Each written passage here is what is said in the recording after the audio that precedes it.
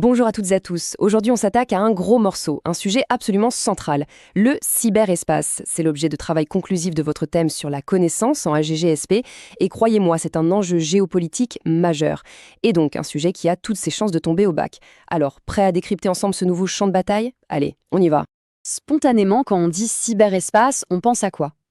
Un truc immatériel, un cloud, un nuage un peu partout et nulle part, sans frontières, où tout circule librement. Mais est-ce que cette image d'un monde purement virtuel est juste? En fait, c'est la toute première idée reçue qu'il faut déconstruire pour bien analyser ce sujet. Parce qu'en réalité, le cyberespace a une géographie bien physique, bien matérielle. Regardez cette carte. Tous ces traits, ce sont les câbles sous-marins. Plus de 99% des données entre les continents passent par là. Ces câbles, les serveurs, les data centers, tout ça, ça forme un territoire bien concret. Et qui dit territoire, dit rivalité de pouvoir pour le contrôler. La géopolitique du cyberespace, eh bien, elle commence exactement là. Alors, pour y voir clair, voilà notre plan de match. D'abord, on va définir précisément ce nouveau territoire. Ensuite, on plongera au cœur des conflits qui s'y jouent. Troisièmement, on regardera les réponses qui sont apportées entre coopération et cyberdéfense, avec un petit focus sur la France. Et bien sûr, on terminera avec une synthèse de l'essentiel à retenir pour le bac. C'est parti pour la première partie. On va poser les bases pour bien comprendre pourquoi le cyberespace est devenu un enjeu aussi crucial dans les relations internationales aujourd'hui. Au bac, une bonne copie, ça commence toujours par une définition précise. Le cyberespace, attention, ce n'est pas juste Internet.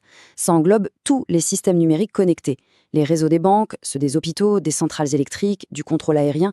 Comprendre ça, c'est fondamental, parce que ça explique tout de suite pourquoi sa maîtrise est devenue une question de sécurité nationale. Bon, maintenant, comment on applique une analyse géopolitique à ça? C'est simple, on repart de la définition classique d'Yves Lacoste. Le territoire, on l'a, ce sont les infrastructures physiques. Il nous reste donc à analyser les rivalités de pouvoir qui s'y exercent. Appliquer cette grille de lecture, c'est précisément la méthode qu'on attend de vous. Et voilà la problématique qui va nous guider. C'est une question typique du bac, elle est nuancée, elle met en tension deux aspects du sujet. D'un côté le conflit, de l'autre la coopération. Votre argumentation devra donc obligatoirement traiter ces deux facettes pour être complète. Allez, on entre dans le vif du sujet, au cœur de la conflictualité. Qui s'affronte dans le cyberespace et pourquoi? Quels sont les enjeux? Ce qui rend ce nouveau champ de bataille si complexe, c'est la multiplication des acteurs. Bien sûr, il y a les États, avec les grandes cyberpuissances comme les États-Unis ou la Chine. Mais à côté, il y a des acteurs privés qui sont devenus surpuissants. Les GAFAM américains, les Batax chinois. Ils contrôlent les infrastructures, les données. Et ce n'est pas tout. On doit ajouter des acteurs non étatiques, des activistes comme les Anonymous, des groupes criminels, des organisations terroristes. Vous voyez, les lignes de front sont complètement brouillées. Au cœur de toutes ces tensions, il y a une fracture idéologique, un vrai choc entre deux visions de la gouvernance du cyberespace. D'un côté, le modèle occidental, porté par les États-Unis, qui défend un Internet ouvert, global, géré par une multitude d'acteurs. Et de l'autre, le modèle sino-russe qui revendique la souveraineté numérique. Chaque État doit pouvoir contrôler les informations qui circulent sur son territoire. C'est le fameux principe de la grande muraille électronique en Chine. Et cette rivalité, elle n'est pas juste théorique, elle a des conséquences très concrètes.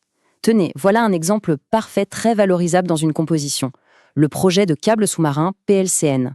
Il devait relier les États-Unis à Hong Kong et était financé par Google, Facebook et une entreprise chinoise. Eh bien, Washington a tout bloqué en invoquant des risques d'espionnage. C'est bien la preuve que la bataille pour le contrôle des tuyaux d'Internet est acharnée. Alors, face à cette conflictualité qui n'arrête pas de monter, est-ce que c'est le chaos total? Non. Heureusement, et c'est l'objet de notre troisième partie, les tentatives de coopération et la manière dont les États, notamment la France, organisent leur cyberdéfense. Non, le cyberespace n'est pas une pure zone de non-droit.